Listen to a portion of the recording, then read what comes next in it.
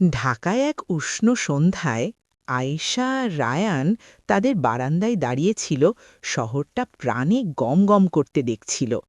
হঠাৎ আয়েশা ফিসফিস করে বলল, দেখো, ছাদের ওপর ভাসছিল এক বিরাট সবুজ প্রাণী, একটা ভবনের মতো উঁচু। তার পিঠে ছিল জলজলে কমলা সর্পিল দাগ। তারা হা করে তাকিয়েই ছিল। এমন সময় হাতে সমানো নয় এমন এক ছোট্ট পরী ঝুপ করে সামনে চলে এলো। হ্যালো, সে বলল, আমি পিপি। ওটা একটা গ্লুমবার। রায়ান জিজ্ঞেস করল, একটা স্কাই উইন্ডো খোলা ছিল? রায়ান আবার জিজ্ঞেস করল, এটা কি বিপজ্জনক?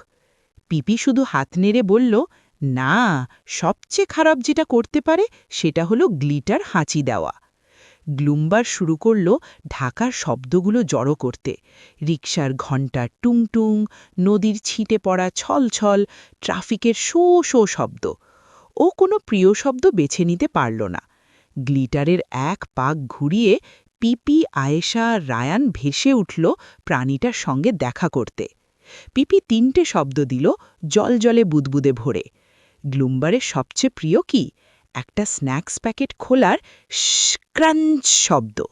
ও আনন্দে শব্দটা চুমুক দিয়ে নিল আর ভেসে ভেসে চলে গেল। পিছনে রেখে গেল গ্লিটারের একটা রেখা, যেটা ঢাকাকে ঝলমল করে দিল। দেখার জন্য ধন্যবাদ।